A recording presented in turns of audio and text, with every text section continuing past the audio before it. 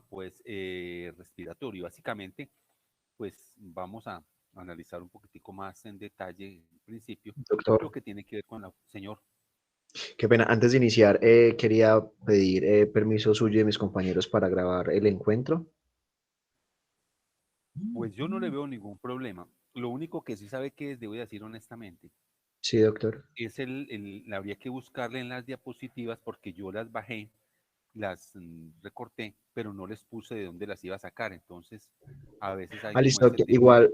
Igual es con fines, Entonces, pues pues puede netamente reseñarlas del ahí porque... grupo. Sí, sí, señor.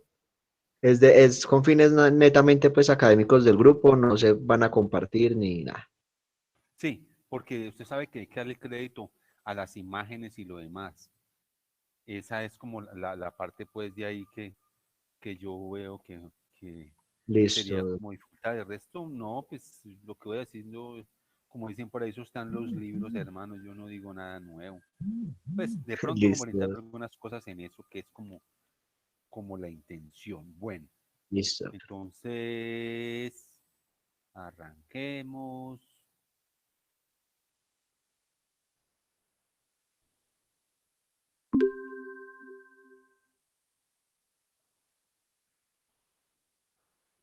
No sé si alcanzan a ver ahí, ¿cierto? ¿Sí o no? Sí, ¿Sí? Sí, doctor. señor. Ah, perfecto. Entonces vamos a hablar de la formación de la parte del aparato respiratorio. Pero como comenzamos por la parte, pues, del aparato de vía aérea superior, entonces vamos a hablar de esa formación. Entonces, cuando uno habla de la formación del aparato respiratorio, parte de la formación de lo que va a corresponder a la cara.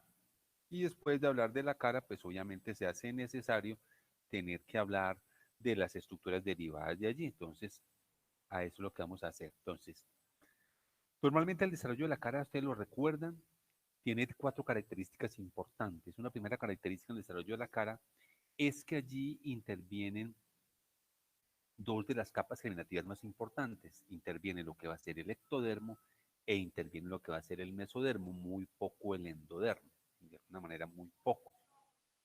Eh, Esto equivale entonces a decir que básicamente y esas estructuras, y aparte olvidaba decirlo de la cresta neural, entonces cuando la cara se forma, en la cara, a ver, para resumir, se forman a partir de cuatro estructuras embriológicas básicas. Uno, mesodermo, mesénquima, ectodermo y las famosas células de la cresta neural y a su vez, obviamente, los arcos faringeos. Esas son las estructuras que tienen que ver con la formación de la cara. Hay un centro organizador, como ahí aparece, que es el prosencéfalo. Recuerden que el prosencéfalo es la vesícula cerebral anterior. Y a partir de él es que se comienza a llevar a cabo el desarrollo normal de la cara. En alguna ocasión yo les dije a ustedes que normalmente ese desarrollo va cambiando paulatinamente. Ahora pues con toda la tecnología que hay, usted que uno puede ya con un simulador como colocarse en el tiempo cómo se va a ver, en fin, que eso es como muy interesante. Pero fundamental que para el desarrollo de la cara ya aparece un centro organizador que corresponde al prosencéfalo, que proviene del mesodermo precordal.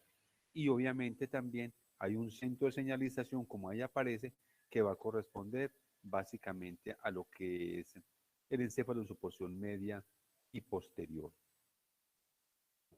Esto es más o menos el panorama general. Entonces, cuando comienza a darse todo ese proceso, hay que partir de dos cosas importantes. La primera es que hay una serie de prominencias en la formación de la cara que ahorita las vamos a descubrir de manera muy rápida. Las prominencias se originan en estructuras fundamentales durante su formación y que paulatinamente van cambiando de alguna manera. Y ese cambio pues obedece al desarrollo mismo de la cara y vamos a ver qué va a conducir paulatinamente a estructuras que tienen que ver y que complementan su trabajo como son la formación de los arcos faringeos y como son también la migración a los arcos faringeos de las famosas células de la cresta neural. Aquí tenemos por lo menos en un principio, vamos a ver ahorita estas prominencias, mire cómo paulatinamente vamos cambiando en el tiempo hasta llegar ya a tener una forma un poquitico como más clara. Pero en un principio la cara es totalmente amorfa, aparte de ser amorfa es asimétrica y aparte de eso es voluminosa y por fortuna pues van cambiando. Yo siempre se los digo jocosamente que Si a Natalia París la fueran a contratar en útero, pues yo creo que nadie le hubiera contratado y a muchas de las personas. Gracias a Dios, primero y a la diferenciación, logramos ser lo que nosotros somos.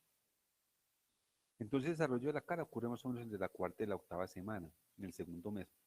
Recuerden que entre la cuarta y la octava semana es el periodo que hemos denominado el periodo de la organogénesis. La mayoría de los órganos se forman entre la cuarta y la octava semana. Y ese proceso pues arranca, recordarán ustedes, por la formación de las capas germinativas. Comenzamos con el epiblasto, luego con el hipoblasto y finalmente terminamos en mesodermo, endodermo y ectodermo. Para el caso que nos ocupa, en esta situación de la formación de la cara, ya dijimos que interviene. Cuando hablamos de la formación propiamente del aparato respiratorio, sí hay un aporte de las tres capas germinativas en la formación del aparato respiratorio. Ahí sí aparece. Bueno, aquí tenemos entonces que existen 5 primordios faciales. Esos primordios faciales o prominencias son de origen mesenquimático. Existe una que se llama proceso frontonasal único, procesos maxilares que son 2, procesos mandibulares que son otros 2, entonces ahí tenemos 5. Proceso frontonasal que es uno solo, maxilares 2 y mandibulares 2, entonces 2 y 2, 4 y 1, 5. Ahora, el proceso frontonasal se divide a su vez en 3 procesos. 2 procesos que se llaman procesos nasales laterales y un proceso nasal medial. Vamos a mirarlo entonces acá. Listo. Entonces vamos a ver acá. Aquí tenemos el proceso frontonasal, que es este. Procesos maxilares, que son estos dos. Este y este. Y procesos mandibulares, que son estos dos. Y en el proceso frontonasal, aquí no alcanza a verse, por acá se verá una parte que va a ser, o vémoslo acá de una vez. Esto es el proceso frontonasal que se divide en proceso frontonasal medial, que son estos dos, y proceso frontonasal lateral.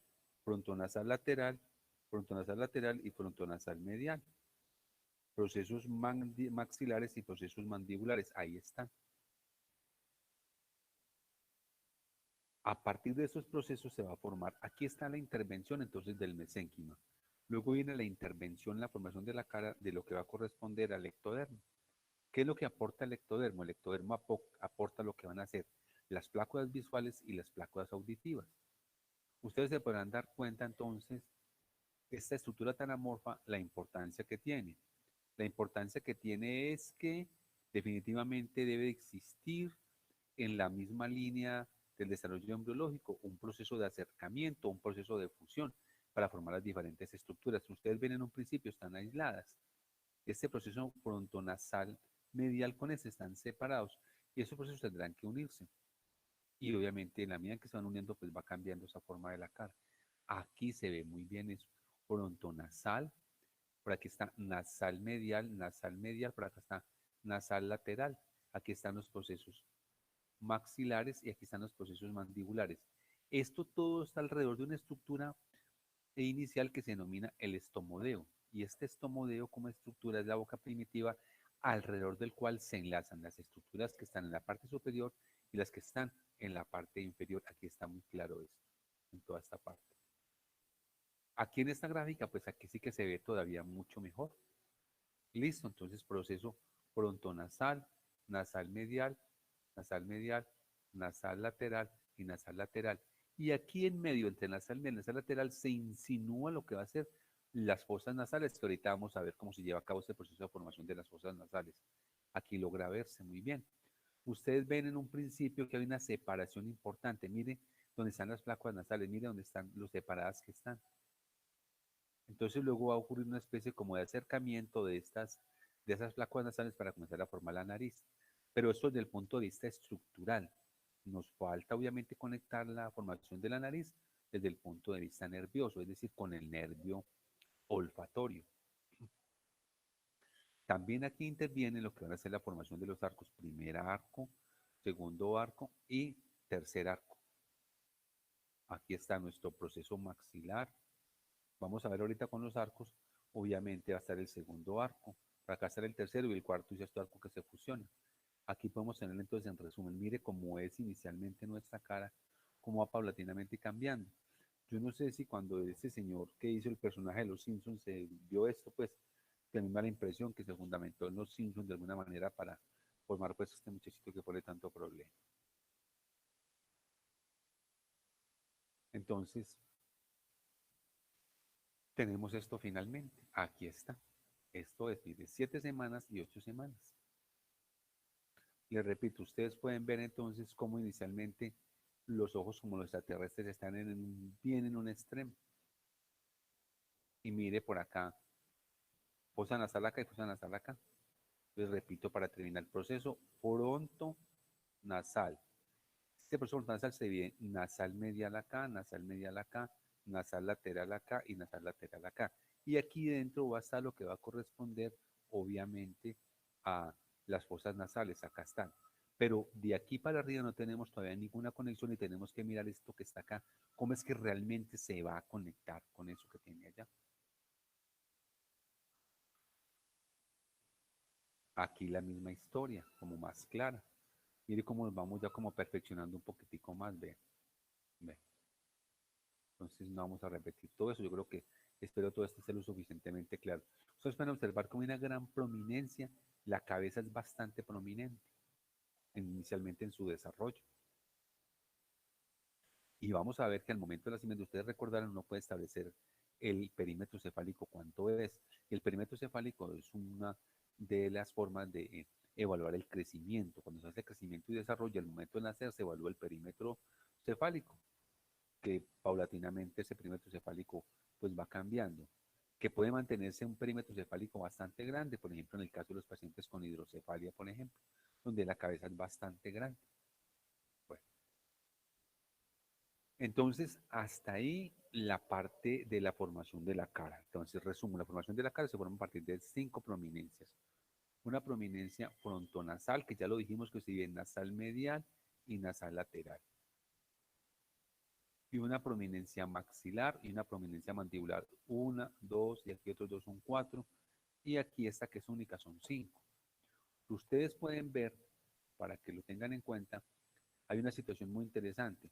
La fusión de los procesos nasal medial de acá con el proceso nasal medial de acá de este lado, la fusión de estos dos procesos puede entonces establecerse básicamente para formar lo que va a ser el labio superior. Recordarán que el labio superior se forma por la fusión de los procesos nasales mediales. Si los procesos nasales mediales no se fusionan,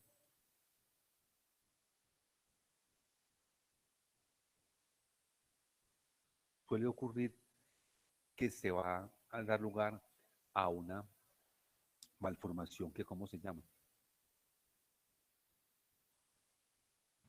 Labio leporino, doctor. El labio leporino, correcto, se denomina labio leporino. Listo. Eso es lo que nos interesa. Y aquí hacia adentro, ¿qué tenemos nosotros que yo no lo coloqué? El paladar. Que no lo mencioné acá, que se metió por ahí en el aire. El paladar. Entonces, lógicamente, ¿cómo está dividido el paladar desde el punto de vista embriológico?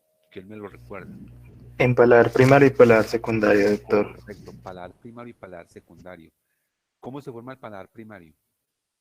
Por los procesos nasales mediales. Correcto, entonces, la fusión de los procesos nasales mediales, utilizando algo por acá. Entonces, procesos nasales mediales. Pues listo. Entonces, cuando se fusionan, entonces, ¿qué origina cuando se fusionan los procesos nasales mediales? El paladar primario. Correcto, entonces van a formar 3 estructuras. Uno, el labio superior. ¿Estamos de acuerdo? El paladar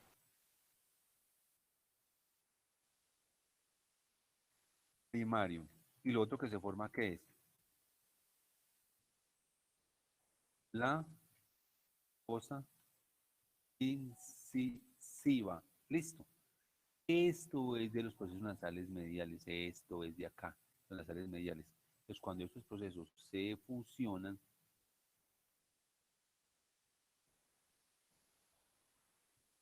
cuando se fusionan, forman estas estructuras. Hasta ahí creo que está lo suficientemente claro. Listo. Bueno, eso es lo que pasa. Labio superior paladar primario. Ustedes recordarán que este paladar primario es el que está delante ¿de qué? De la fosa incisiva. Listo. Y aquí se forman los 4 primeros incisivos. Entonces, de esta fosa, ahora, tenemos de otro lado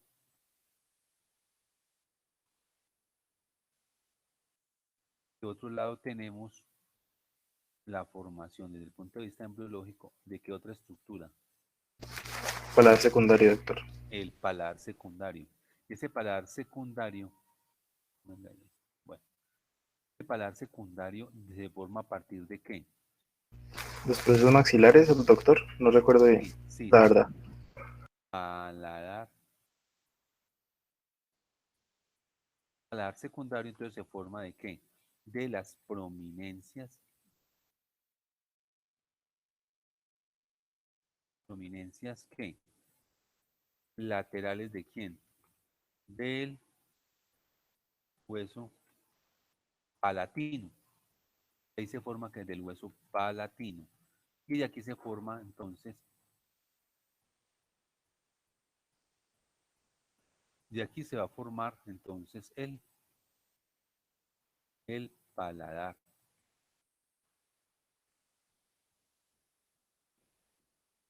secundario. ¿Y por qué es importante el paladar secundario para nosotros? ¿Qué forma el paladar secundario? La división entre la cavidad nasal y la cavidad oral. Correcto. Entonces, el paladar secundario va a ser el techo de la boca. ¿Y qué más? Y el piso de la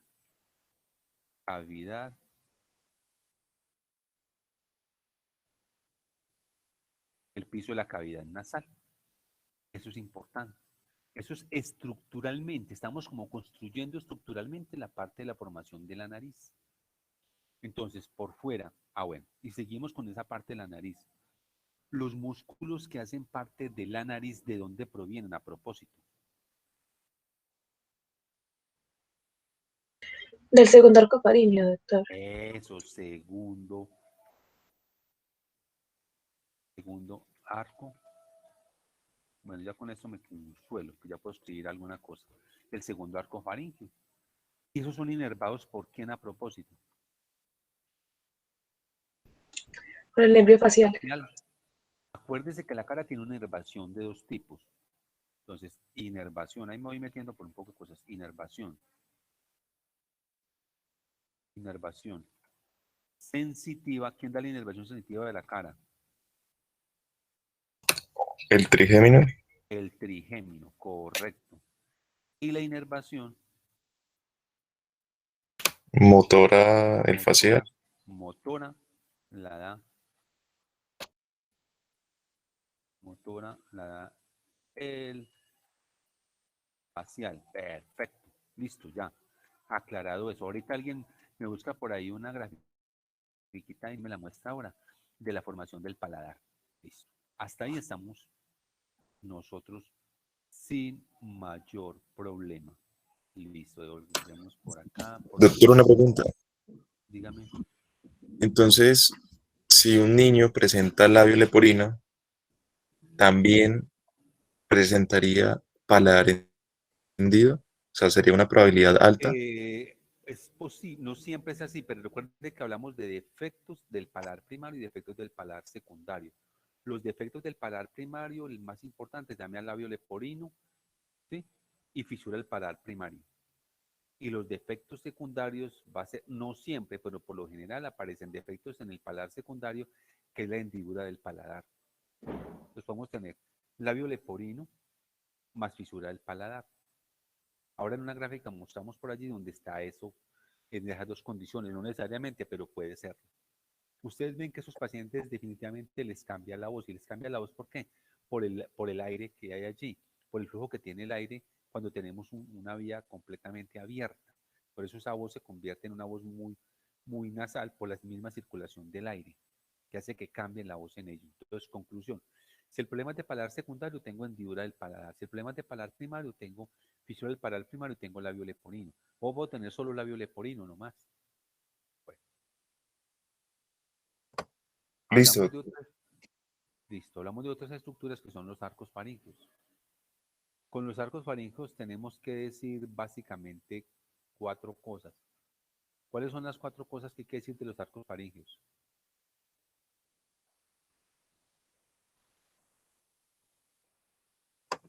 Pues, doctor, la relación que existe para la formación de pues, una serie de músculos, huesos, que cada arco se derivan diferentes estructuras, Correcto, ¿qué más? también vasos sanguíneos. Ujú. ¿Qué más tenemos? Que cada arco posee una inervación Ajá. propia. Bueno, entonces dividamos los arcos faríngeos como en 2 momentos. Primero, cómo está compuesto un arco y qué origina cada arco. ¿Cómo está compuesto cada arco? Aquí está, cada arco está compuesto por un núcleo central de tejido mesenquimático, cubierto en su parte del lado externo por ectodermo, superficial y revestido por epitelio de origen endodérmico. Estos arcos faríngeos, mire cómo están, pero hay una cosa muy importante y es que las famosas células de la cresta neural migran hacia los arcos faríngeos. Entonces, el mesodermo original de los arcos faríngeos forma los músculos de la cara y el cuello. ¿Pero a qué se debe esto en los arcos faríngeos? A la migración, en otras palabras. Si las famosas células de la cresta neural no migran hacia los arcos faríngeos, entonces al no migrar hacia los arcos faríngeos, no se van a formar la parte muscular de la cara y del cuello.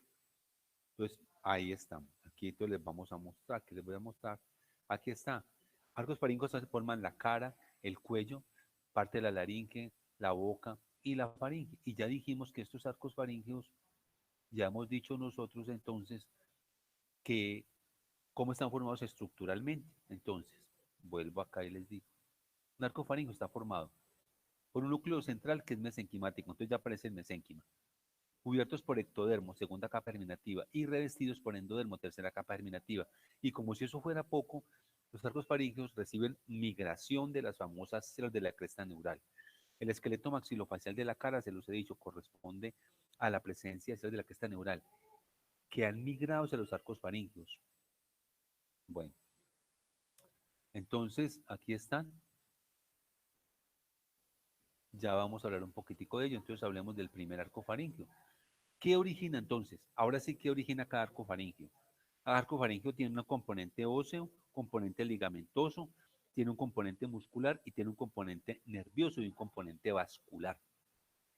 ¿Cuál es la importancia de conocer todo eso? A ver qué me pueden decir. La relación entre cada músculo y su respectiva inervación e irrigación, doctor. Perfecto, esa es la esencia de eso. Estructuras derivadas de un mismo arco, obviamente comparten la misma inervación, la misma irrigación. Probablemente puede cambiar la disposición anatómica en un principio. Entonces, ese es el primer arco faríngeo.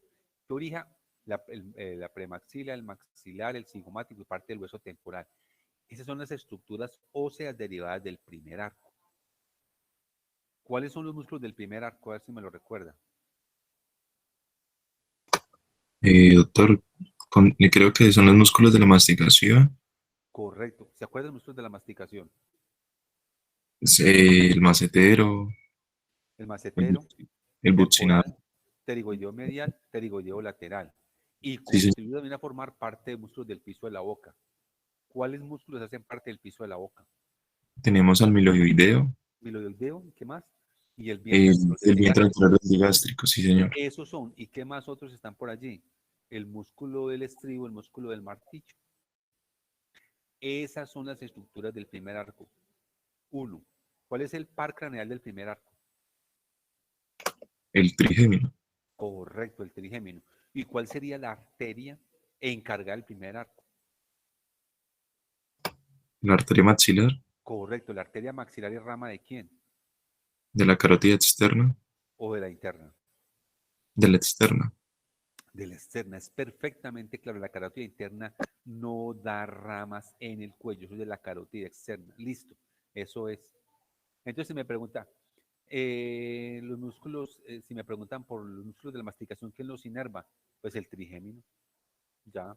Y los que acabamos de hablar, el emiloide, el diente anterior del digástrico. Eso es puro trigémino. Y listo, nos vamos a detener porque eso ya creo que lo habíamos dicho nosotros. Ahora hablemos del segundo arco, o el arco yoideo. ¿Cuáles son los músculos de este segundo arco?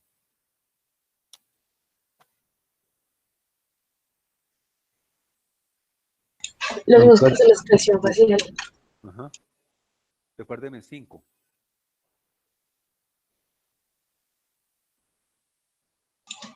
Tenemos el músculo buccinador, están los músculos de la ala de la nariz, Sí. también tenemos el El prócer, orbicular de los labios, el orbicular de los párpados. ¿Qué más? el elevador de la nariz, el elevador del ángulo de la boca, el profesor del labio inferior. Ajá. Esos son músculos entonces. En lo que nos ocupa en nuestra parte estructural de formación de la nariz, ya sabemos estructuralmente de dónde viene. Nos falta ahorita establecer esa parte interna de conexión con el sistema nervioso. Queda claro eso. Entonces, ya sabemos de dónde viene la nariz, entonces ya sabemos que la nariz proviene de los arcos faríngeos, que la nariz proviene o gran parte está relacionada con la formación de la cara. Ahora nos interesa la otra parte que hemos mencionado. ¿Y cuáles son los huesos que hacen parte del segundo arco?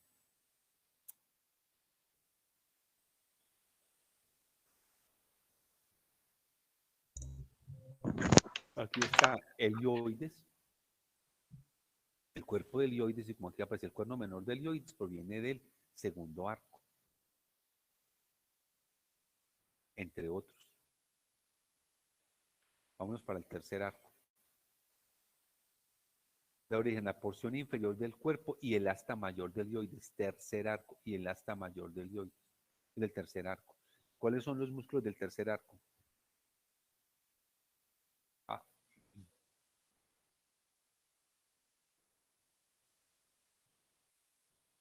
¿los músculos de qué? Del cuello, doctor. El estilo faríngeo. Bueno, el estilofaringeo. Básicamente, entonces, estos músculos del tercer arco, pregunta, ¿los constrictores de la faringe son de este arco o no? No, doctor. No. Acuérdense que ese tercer arco tiene por qué par craneal.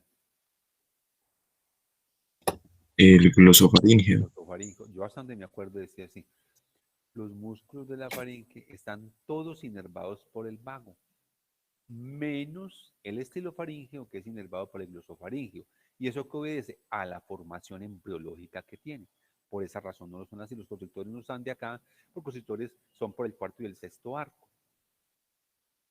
Mire que vamos descendiendo. Entonces, por esa razón, los músculos de la faringe no son inervados por el glosofaringeo, porque no provienen del tercer arco, para que tengamos en cuenta esa parte nosotros con relación a eso. Bueno, ¿qué ocurre con el cuarto y el sexto arco? Se fusionan. Exactamente, se fusionan. ¿Que por qué no se forma el quinto? No sabemos. Se fusionan. Acuérdense que de acá tenemos una característica ya importante del aparato respiratorio y es esto. La formación de los cartílagos de la laringe. De este cuarto y sexto arco, recuerden que aquí tenemos una división con relación a la inervación. Aquí tenemos dos tipos de nervio. El ¿nervio qué? Del vago.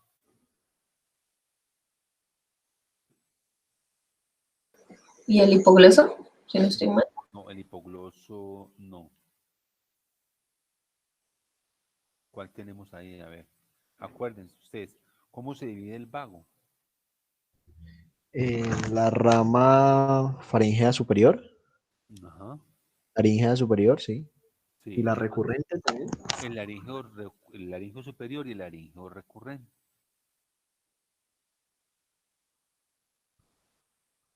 Los músculos del cuarto arco, ¿cuáles son? Ya dijimos uno, los constrictores de la faringe. Está ¿Con qué otro nombre se conoce el periestafilino externo? Eso ya es como muy antiquísimo. Elevador del velo de paladar. Es correcto. Y el músculo cricotiroideo, esos son los músculos del cuarto arco. ¿Quién los inerva? La rama laríngea superior del vago, que es el nervio del sexto arco, para que quedemos entonces claros con relación a eso. Listo. Esto es una manera pues como de recuerdo. Aquí están, cuarto y sexto arco. Ya lo acabamos de mirar acá. Aquí voy a ver, Doctor, señor. ¿me podría por favor repetir? ¿Son dos músculos del cuarto arco? No, el cuarto arco son básicamente tres músculos. Uno, los constrictores de la faringe. Dos, el elevador del velo del paladar y el otro es el músculo cricotiroideo. Listo, listo, doctor. Y componentes cartilaginosos de la laringe, que son los que acabamos de ver. El corniculado santorino, el cuneiforme y obviamente acabamos de mencionar, acá los tenemos, tiroides, aritenoides, corniculado cuneiforme y cricoides. Esos son los cartílagos, oígase bien, cartílagos de la laringe, que básicamente corresponden al cuarto y sexto arco. Listo, aquí. Ahora, recuerden que entre cada uno de los arcos aparecen unas famosas bolsas, que son las famosas bolsas de la faringe. Esas bolsas de la faringe entonces también juegan un papel muy importante en formación de diferentes estructuras. ¿Qué se origina en la primera bolsa?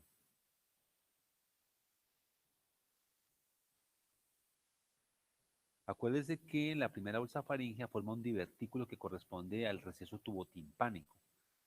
Ese receso tubotimpánico tiene un revestimiento epitelial que establece contacto y finalmente va a formar lo que va a ser el conducto auditivo externo.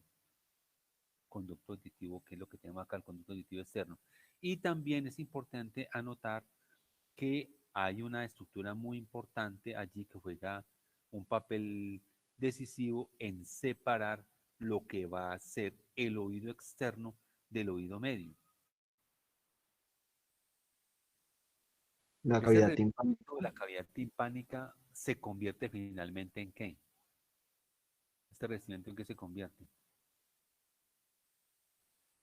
En la membrana timpánica o en el tímpano. Entonces, de la primera bolsa que se va a formar el receso tubotimpánico, se va a formar el conducto auditivo externo y finalmente se va a formar lo que va a ser la membrana del tímpano. Esto es de la primera bolsa, quizás es la que más aporta en la formación de estructuras. De la segunda bolsa, ¿qué tenemos? ¿Qué se forma a partir de la segunda bolsa? La amígdala palatina. La amígdala palatina, pero acuérdense que aquí hablamos del revestimiento epitelial de esa segunda bolsa. Ahora, resulta de que a esa segunda bolsa van a migrar brotes o partes de tejido de origen mesodérmico para formar lo que es la amígdala palatina. A veces se cree que la amígdala palatina realmente se forma de la segunda bolsa.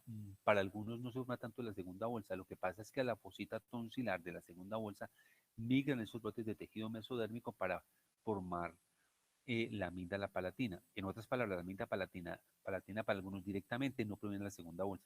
El espacio donde va a estar la amígdala palatina sí va a corresponder, obviamente, aquí, a esta parte que va a ser la segunda bolsa, el espacio como tal. Vámonos para la tercera bolsa. ¿Qué tenemos con relación a la tercera bolsa? La tercera La bolsa, glándula paratiroidea. la glándula paratiroides. ¿Y qué más se diferencia allí? El timo. Se diferencia el timo. ¿Cuál es la importancia del timo? A ver. Favorece la maduración de los linfocitos B en los niños. B B. o los T, perdón, T, T, T. correcto. Los linfocitos que comienzan a formarse en un principio allí y posteriormente pues migran y ya pasan a ser parte de lo que va a corresponder a la influencia de la médula ósea. Recuerden que ese timo crece permanentemente. ¿Y en qué parte se localiza el timo? La parte anterior del pericardio. Correcto. Y no olviden ustedes que ese timo, en el crecimiento excesivo del timo, el timo puede estar relacionado con qué enfermedad.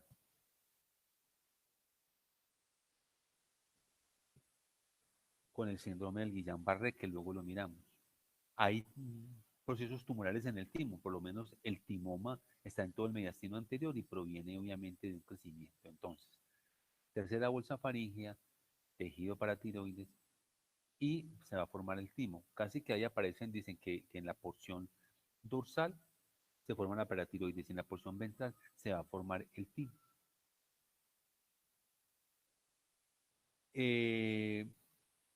De la cuarta bolsa faríngea que tenemos.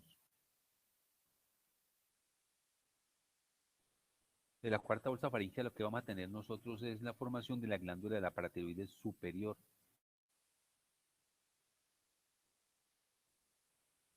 Las paratiroides, ¿de qué se encargan a propósito?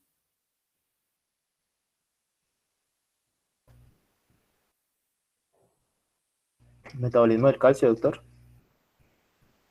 Tiene que No ver sé, con el estoy metabolismo. equivocado. Claro, sí, claro. Pero hay una cosa importante allí, y es que cuando se lleva a cabo la resección de la glándula paratiroides es fácilmente que se resequen estas glándulas y de alguna manera el paciente haga una hipocalcemia. Recuerden que ahí se producen esas hormonas encargadas de promover la parte de absorción de calcio a nivel de las paratiroides. Entonces, cuarta bolsa, paratiroides, para que no lo olviden, paratiroides superior. La tercera bolsa, la paratiroides inferior. De 3 es menos que 4. La cuarta, entonces, paratiroides superior. La tercera, paratiroides inferior en esa medida. Y nos vamos para la quinta bolsa.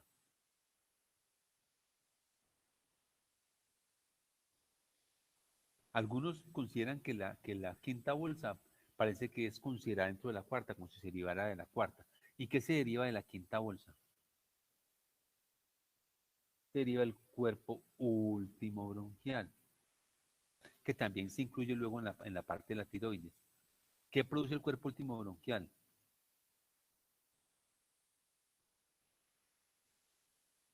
Produce las famosas células C. ¿Y las famosas células C de qué se encargan? De producir calcitonina.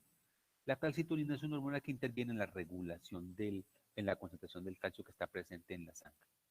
Listo. Entonces aquí está primer arco, segundo arco, tercer arco, cuarto arco. Acá estos espacios vamos a ver primera bolsa, está la segunda bolsa, tercera bolsa, y aquí está la cuarta unida con la sexta. Y también aparecen una serie de estructuras que se denominan las hendiduras faríngeas. ¿Cuántas hendiduras faríngeas recuerdan ustedes? Hay 4 hendiduras faríngeas. De esas 4 hendiduras faríngeas, ¿cuál es la más importante? La primera. La primera que origina ¿qué? Lo que va a ser finalmente el conducto auditivo externo. Las demás, obviamente, pues al parecer como que degeneran pues y no forman ningún otro tipo pues como de estructuras importantes.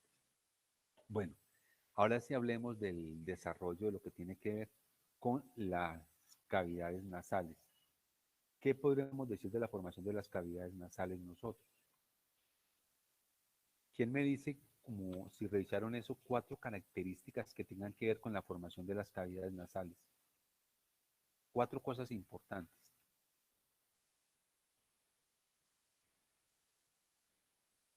Hasta ahora nosotros, ¿qué tenemos constituido? Primero, lo que son lo que nosotros tenemos hasta este momento va a corresponder ¿qué? A las fositas olfatorias. Vamos a ver, por acá. Esas bolsitas olfatorias, pero no hacemos nada con esas bolsitas olfatorias. ¿Qué nos falta? Entonces, primero hablamos de fositas olfatorias. ¿Qué pasa con esas bolsitas olfatorias? Esas bolsitas olfatorias, ¿qué va a pasar? Se van paulatinamente introduciendo ¿dónde? Entonces, bolsitas olfatorias, esas se van paulatinamente introduciendo ¿dónde? A ver si vamos rayando por acá. Traemos eso pues. Entonces, bolsitas olfatorias. Entonces, estas bolsitas olfatorias, ¿qué pasa con ellas? Entonces, ¿se introducen dónde? ¿En qué? En el mesénquima subyacente. ¿Está claro eso? En el mesénquima subyacente, que lo están rodeando. Ahora, aparece una estructura importante que ¿cuál es? Que tiene que separar la estructura. ¿Qué es necesario separar acá?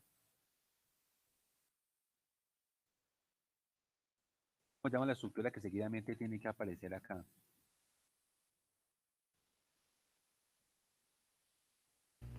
¿El Aparece tabique? que no. La membrana, aparece la membrana buconasal. ¿Qué hace la membrana buconasal? Entonces, ¿qué hace la membrana buconasal? ¿Qué va a separar? Va a separar Se la separa cavidad la nasal cavidad de la bucal. cavidad bucal. Separa la cavidad nasal de, de la bucal. Eso es lo que se hace. De la, ojo con esto. Una diferencia importante acá. Esto no es igual a lo de las coanas, que quede claro.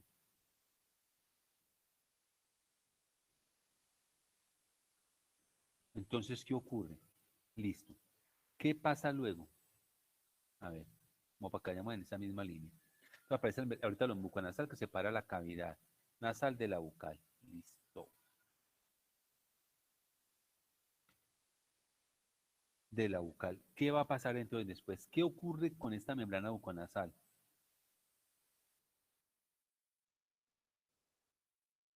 ¿Qué pasa con esta membrana?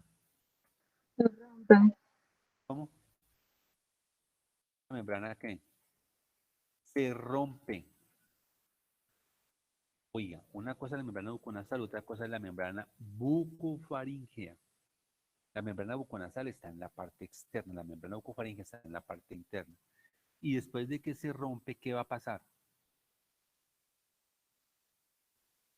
¿Qué va a ocurrir entonces? Al romperse, ¿qué va a suceder entonces? Va a pasar que las cavidades nasales, ahorita lo vemos, las cavidades nasales, ya, ¿dónde van a desembocar? ¿Desembocan dónde?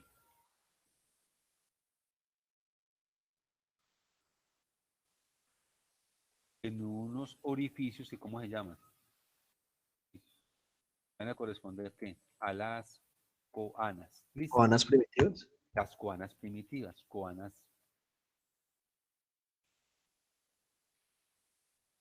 primitivas. Listo. Esas coanas primitivas van a estar localizadas ¿en qué parte?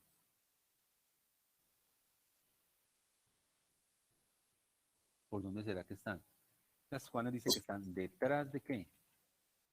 Detrás del, La cavidad nasal, doctor. de, Paladar de la primitivo. acá, sí, detrás del, aquí se queda el paladar primario. Ahorita lo vamos a ver acá, detrás del paladar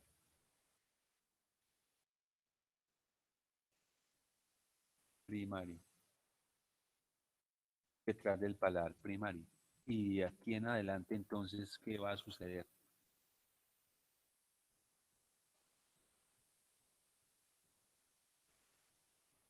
¿Qué va a pasar con esas coanas primitivas? Entonces, esas coanas primitivas,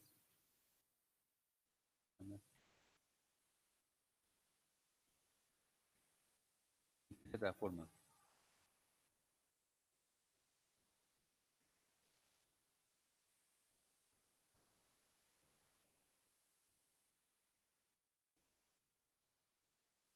¿Se transforman en qué? En coanas definitivas. Eso es lo que normalmente suele aparecer. Esas coanas definitivas entonces ya establecen contacto con lo que va a ser la laringe. Entonces devolvámonos como por acá.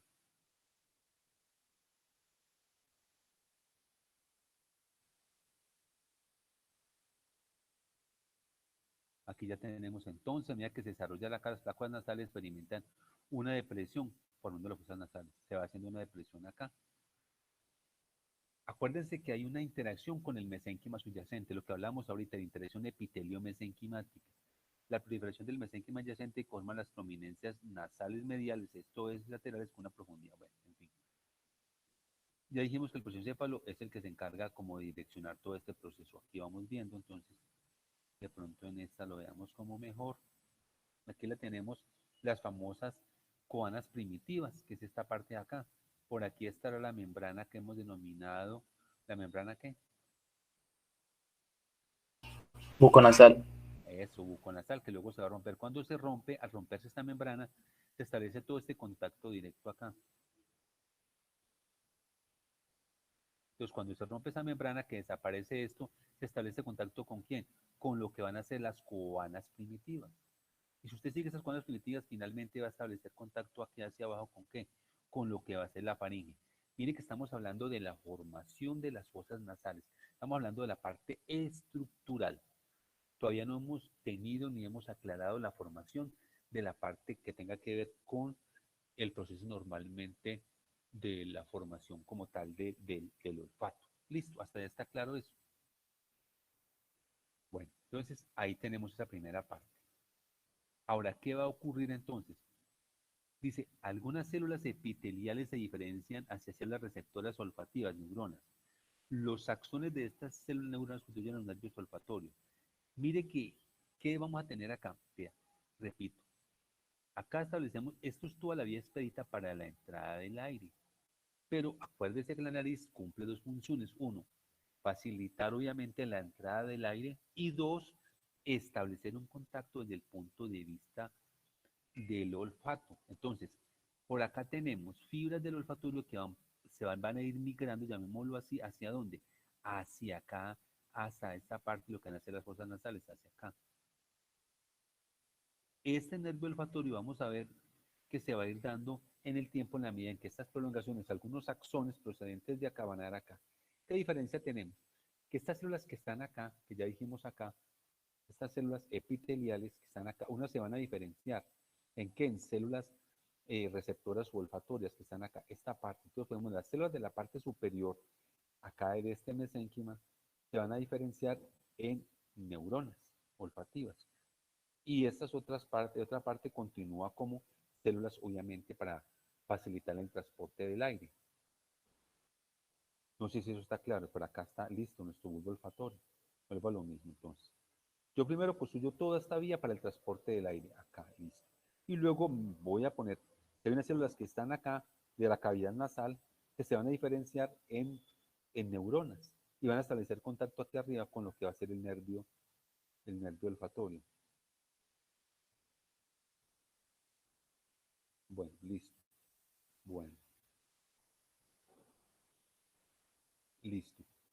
Aquí tenemos esto, dice, al principio los sacos nasales están separados de la cavidad por la membrana buconasal, que se rompe a finales de la sexta semana y a principios de la séptima semana, y pone en contacto. Aquí tenemos nosotros, esta es nuestra famosa cavidad nasal. Aquí tenemos entonces, ¿qué va a pasar? Esta cavidad nasal se va a ir prolongando paulatinamente, ya lo dijimos, para establecer contacto y formar toda esta parte de la vía aérea. Pero tenemos dos situaciones. Uno, en la parte superior, las fibras nerviosas olfatorias van a establecer contacto ¿con qué? Con este grupo de células que están acá de la cavidad nasal. Y para formar aquí la conexión y formar el olfato. Y hacia aquí vamos a tener para formar lo que va a ser la comunicación entre la parte externa con la parte interna. Recuerden que ahorita dijimos nosotros que por detrás del palar primario van a estar las coanas primitivas, lo acabamos de decir. Estas son las coanas primitivas. Cuando se establece todo este contacto, estas dejan de ser coanas primitivas, siendo mucho más elaboradas, con mayor número de tejidos, se transforman en coanas secundarias o coanas definitivas. Aquí está. Ya lo habíamos visto. Listo. Aquí volvemos a lo mismo. Vean. Entonces, lo que estamos hablando aquí ahorita, aquí está nuestro prosencéfalo. Dijimos, acuérdense que quien regulaba todo esto era la parte del prosencéfalo, que estaba en la parte superior. Aquí está nuestro saco nasal, aquí está. Mire que él se va vaginando. ¿Esto qué es? ¿Esto qué será? ¿Quién me dice qué es esto? Esto que está de rosado. ¿Quién me dice? El proceso frontonasal, doctor. Sí, ¿y esto es de qué origen?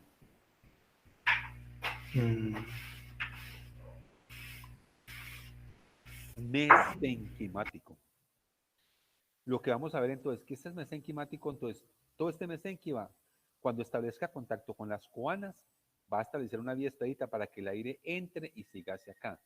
Este tejido mesenquimático se diferencia hacia la parte superior en neuronas que van a establecer contacto con el prosencéfalo y van a establecer contacto con lo que va a ser el nervio olfatorio. Eso es en la 5ª semana. En la 7ª semana, ¿qué tenemos? Ve, acá está muy clarito. Seguimos con nuestra narina. Todo esto es puro mesenquima. Entonces, ve. Paladar primario, por acá están las coanas. Entonces, viene y entra acá. Este grupo de células que está aquí más cercano establece contacto con el prosencéfalo, de acuerdo con el nervio olfatorio, y se van a formar. Y ese resto que está aquí, finalmente, va a formar todo lo que va a ser la vía aérea. Entonces, inicialmente aquí tenemos las coanas primitivas. Finalmente, cuando estas coanas evolucionan y se forman las coanas definitivas, que van a ser todo esto. Y aquí en esta parte de las coanas van a ir apareciendo una serie de estructuras que van a corresponder a los cornetes. Pregunta, ¿los cornetes de qué origen son?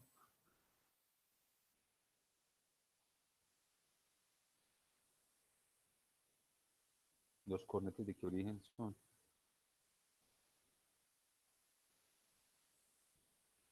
¿Quién me dice?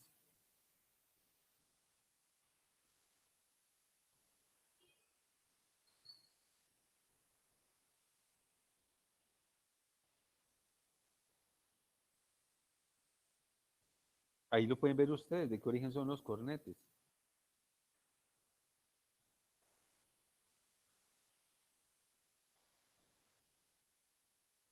Doctor, ¿me podría por favor volver a repetir la pregunta? Es que el internet se me entrecortó. Bueno, ¿los cornetes de qué origen son? Yo les pregunto eso porque de pronto en la oración les pregunto, ¿los cornetes de qué origen son? ¿Sería ectodermo también? ¿Será? No, es más bien de origen Pero mesodermo. Dígame. endodermo, por lo que es hueso, o sea, vienen del etmoides y No, todo eso. acuérdese que el hueso es del mesodermo. Esto es de origen mesodérmico. Sí, señor, mesodermo. Origen mesodérmico, es de origen. Acá están en todos los cornetes. A propósito de eso, entonces, ¿hasta aquí estamos claros o estamos perdidos? Estructuralmente ya les dimos la vuelta a cómo se forma la nariz. Doctor, yo Señor, tengo una pregunta, es que no alcancé a dígame. escuchar bien. En la 5ª semana, donde usted nos habló de la proliferación de la mesénquima circundante que formaba las prominencias nasales mediales y laterales y que producían un aumento de ¿qué? Ah, Acá, aquí. sí, de la profundidad de las fosas. Entonces tenemos externamente están las fosas nasales, que son de origen mesodérmico. Esas fosas nasales se van metiendo paulatinamente hacia dónde, vean. Se van introduciendo paulatinamente a esta parte que es mesénquima. Pero mire que aquí externamente están cubiertas, aquí aparece por ectodermo superficial. Entonces comienzan profundizándose hacia acá. Por aquí básicamente todo esto que es de origen mesodérmico, ella se va paulatinamente vaginando y vaginando. En un principio yo les pudiera decir que las fosas nasales están completamente selladas, obliteradas, como si uno tuviera dos cosas pegadas en la nariz. Pero eso hay que ponerlo a funcionar. ¿Qué es lo que hay que hacer? Romper la membrana bucofaringea, la membrana buconasal, hay que romperla.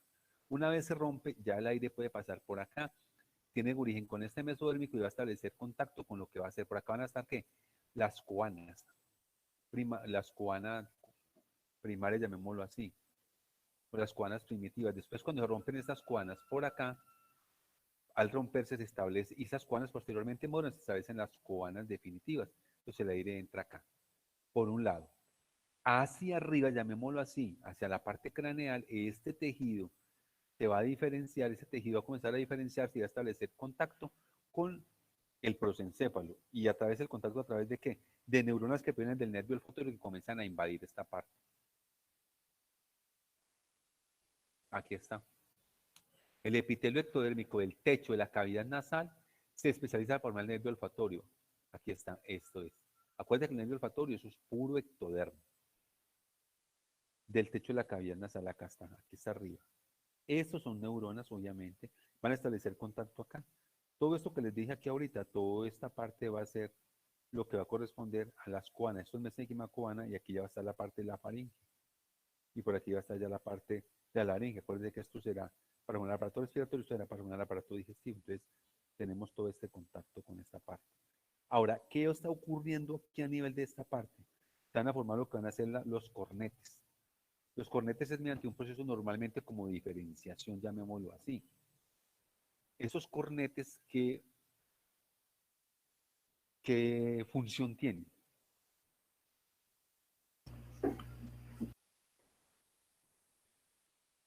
Aumentar la superficie de contacto. ¿Y qué más? Los cornetes tienen varias funciones. Una de ellas, ¿qué? Generar acá como un efecto que en la entrada del aire, un efecto de flujo, una especie de flujo como turbulento. Para ese flujo turbulento tratar de que el aire permanezca un poquitico más acá y fuera de eso se caliente y se humedezca el aire que está entrando. Esa es la razón. Para que el aire no entre con mucha presión de acá y se vaya directamente hacia acá. Lo que hacen es aquí es como frenar, como unas turbinas que están como frenando de alguna manera la posibilidad de que el aire entre con demasiada fuerza y aparte de eso que le permita retardar la presencia del aire en la vía aérea. Básicamente eso es lo que hacen los cornetes. ¿Listo? Diferenciemos bien los cornetes ahorita de los senos paranasales, que es diferente. ¿Sí? Los cornetes son más estructurales y las senos van a tener una formación, aunque también estructural, pero una formación más neumática, más de otro tipo, para que quede claro eso. Octava semana, aquí está, vean. Se desarrollan los cornetes superior, medio e inferior, que aquí están en la octava semana. Como elevaciones de las paredes laterales de las cavidades nasales que pueden a la nariz, una mayor superficie de mucosa para la entrada y calentamiento del aire. Esos son los cornetes, vean. Aquí está. Estos son los cornetes. Entonces aquí está nuestro nervio olfatorio. Entonces ya tenemos contacto acá donde venimos entrando. Aquí están los cornetes. Por aquí están ya las cuanas definitivas. Por aquí va a estar nuestra laringe por acá y por aquí va a estar nuestra faringe. Listo. Todo esto es la parte de las cuanas. Espero que quede claro. Aquí, ¿qué estaría? ¿Cómo llamaría esta membrana? La membrana bucofaringe. Esto es la boca, vean. La boca. Y aquí seguiríamos, obviamente, con toda la entrada del alimento. Por aquí estarían, aquí en esta parte estarían el paladar, por ejemplo. Y aquí estaríamos entrando nosotros a la faringe. Acuérdense que la faringe es común tanto para la vía aérea como para la vía. Esto, inicialmente, entonces, ¿qué tenemos? Nuestro prosencéfalo. Esta diapositiva debe haber ido inclusive mucho más adelante. Ni siquiera por acá. Bueno, se me pasó por allá. Prosencéfalo, mesénquima, plácula nasal. Entonces, ustedes van a ver aquí cómo paulatinamente que va pasando esta fosa nasal que está aquí, esto es externo. Ella se va paulatinamente vaginando donde metiéndose en esto que es el mesénquima, ¿está claro? Esto que es el mesénquima. Creo que esta está muy clarita, esta diapositiva y la anterior. Nos ayuda. ¿Sí o no? Listo. Plácula nasal, ya dijimos. Inicialmente, ¿qué dicen acá? Que es convexa. Luego se torna cóncava. Ella se va paulatinamente metiendo. Acuérdense que esta plácula nasal, ¿esto es de origen qué? ¿La plácula nasal es de qué origen? De las células de la cresta neural. No. Ectodermo. Ectodermo. Esto que vemos de azulito es ectodermo. Entonces este ectodermo comienza a interactuar con esto que es mesodérmico.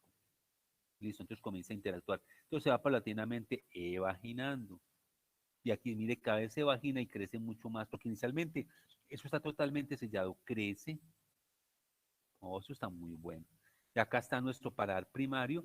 Aquí están las cuanas primitivas, acá. Cuanas primitivas están detrás del paladar primario, aquí están. Vamos paulatinamente entrando. ¿Qué va a ocurrir aquí? Entonces, hacia la parte superior del techo de la cavidad nasal, por aquí vienen migrando las fibras nerviosas, las del nervio olfatorio, y vienen a migrar acá para establecer contacto acá con quién? Con un grupo de células que se han diferenciado para recibir el nervio olfatorio. Seguimos avanzando, dijimos que en la octava semana se van a formar que los cornetes. Ya dijimos, acabamos de hablar de la función de los cornetes. Y ya vamos a establecer contacto. Por acá va a estar por aquí lo que van a ser ya las cuanas definitivas en toda esta parte. Y aquí ya iniciamos a la laringe y aquí vamos entrando a la faringe.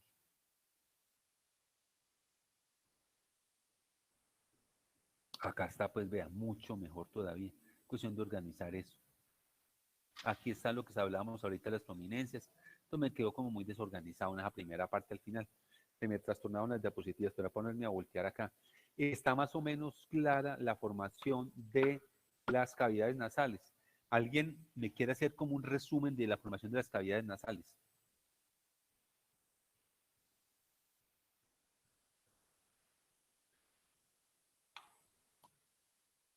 A ver, escucho.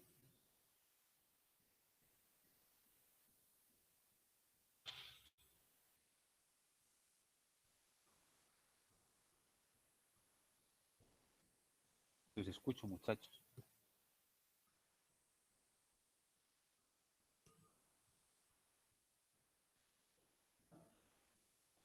Bueno, ahí les queda pendiente para que puedan hacer un cuadro sinóptico, muchachos, una especie de mentefacto de cómo se forma eso. La mejor forma de tener esto es cómo lograr abstraer. Entonces, espero que de pronto hagan una especie como de mentefacto de cómo se forman, un diagrama de flujo, y en la próxima lo miramos. Bueno, vamos a hablar ahorita de lo que son los senos paranasales. ¿Qué pasa con los senos paranasales? ¿Cuál es la diferencia entre cornetes y senos paranasales? Doctor, que es un espacio aéreo. Son espacios aéreos y tienen que ver básicamente con quién, con la formación de las estructuras óseas que van a contribuir a formar parte de la cara.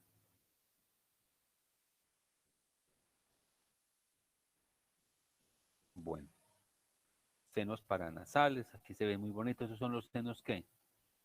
Esos son los senos frontales. ¿Los senos qué? ¿Esos qué senos serán? Etmoidales. Etmoidales. ¿Y esos son los senos qué? Maxilares. Maxilares, correcto. Bueno, aquí están entonces los senos paranasales, ¿cómo están dispuestos? Estos senos paranasales se van desarrollando en diferentes momentos en el desarrollo fetal. Al final se termina la formación de los senos paranasales.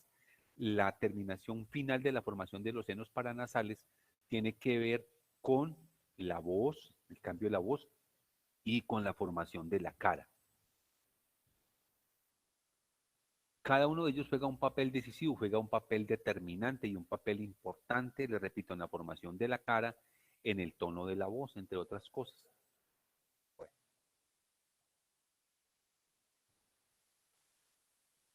Aquí ya los tenemos otra vez. Aquí está el momento en que se va dando cada uno de ellos. Aquí dice entonces el seno etmoidal presente al nacimiento, el seno maxilar presente al nacimiento.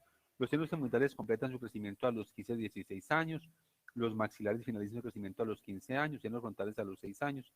Hay como diferentes momentos con relación a esto, y ya dije cuál es la importancia que tiene que ver con eso. ¿Y por qué no terminan por qué al momento del nacimiento los senos no están todos constituidos? ¿Cuál sería como una posible explicación para que al Pues, momento del nacimiento, señor?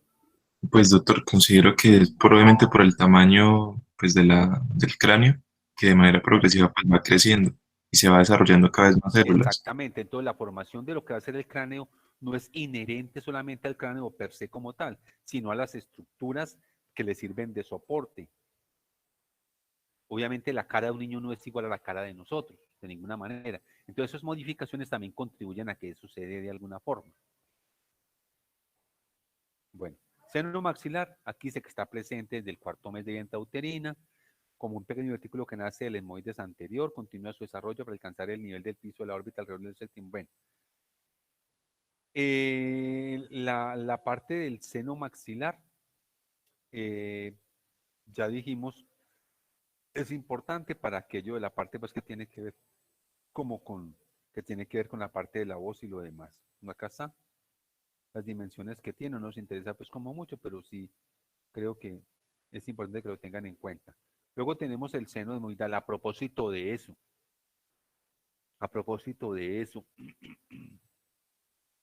el etmoides y el esfenoides como huesos hacen parte de lo que corresponde a la base del cráneo. A la base del cráneo. Y el etmoides y el esfenoides como huesos de la parte de la base del cráneo, pues guardan una relación muy importante. Ustedes recordarán de pronto algunas características de cada uno de ellos. El etmoides guarda relación con qué tipo de estructuras. La estructura a la cual contribuye el etmoides de manera importante, ¿cuál es? Doctor, para el bulbo olfatorio, por la crista, por los, por el, sí, Sí, contribuye a por las formar parte como de la estructura ósea que tiene que ver con la parte de las fosas nasales, guarda relación importante con el etmoides. Y usted lo acaba de notar ahorita muy bien, con la parte del contacto que tiene con el nervio olfatorio. Y naturalmente, como son huesos, luego hablaremos nosotros de, básicamente, de osificación membranosa, osificación endocondral. Eso es osificación endocondral, básicamente. Y tenemos una segunda parte que habla del esfenoides. ¿Se relaciona con la hipófisis, doctor?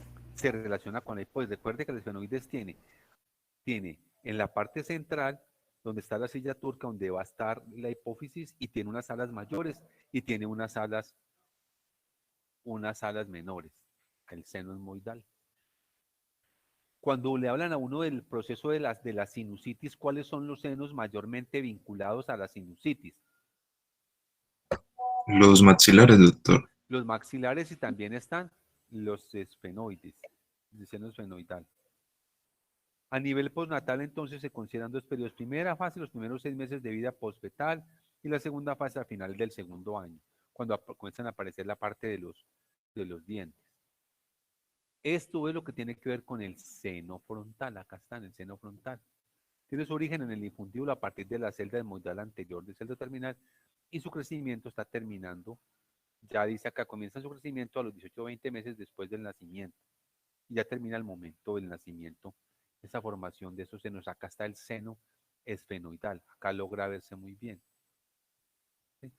Esta parte del seno esfenoidal, mire que aquí dice que se desarrolla en la parte posterior de las fosas nasales, como la invaginación de la cápsula nasal hacia, bueno, yo la verdad les digo, muchachos, no vamos a preocuparnos mucho por toda esta parte, pues que se forman a partir de qué. Yo lo que quiero es que tengan en cuenta en qué momento se forman y lo demás. Pues todo eso, la verdad, uno difícilmente logra acordarse de todo eso. Entonces hay que ser muy honestos con eso. Entonces no vamos como a meternos mucho con esa parte. Aquí está más o menos como la edad en la cual se están formando cada uno de ellos. El etmoidal, más o menos en qué tiempo se forman y cuándo terminan su proceso de formación. Bueno, aquí lo que se está hablando ahorita. Entonces creería pues como que hasta ahí tenemos la formación de lo que es el aparato respiratorio superior. Ya nos quedaría hablar de la formación del aparato respiratorio inferior, que tiene que ver ya con la formación de la tráquea, con la formación de los bronquios y con la formación de los pulmones. ¿Hay alguna inquietud hasta allí?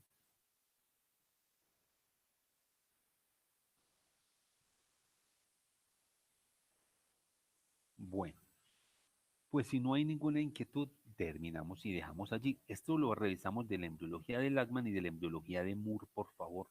El Moore está un poquitico más amplio, lo de los senos y lo demás, entonces lo revisamos de las dos, de Lachman y de Moore, para efectos prácticos. Bueno, si no es más, pues entonces ahí dejamos, para que tengan un descansito ahí cortico mientras van al baño y toman algo en la casa ya, o desayunan, en fin, no sé. ¿Cuándo nos volvemos a ver? Dentro de 8 días, doctor. Bueno, entonces listo, dentro de 8 días. Yo estoy pendiente para que por favor, como siempre, me manden el enlace, y el representante, como sé que lo ha hecho muy bien, siempre me eche la recordadita un poco antes de eso. Bueno, Creo que sí, doctor. quedamos pendientes ahorita como a las 10, arrancamos con los de la línea, para que les tengan este ratico de descanso y yo hago otra vueltica que tengo pendiente. ¿Listo? Gracias. Para eso, Nos muchachos, que pasen un buen día. Muchas gracias, doctor, igualmente. Feliz día. Gracias, doctor. Muchas gracias, doctor. Feliz día. Por favor, para que el Muchas representante gracias. me mande el enlace de la línea, por favor.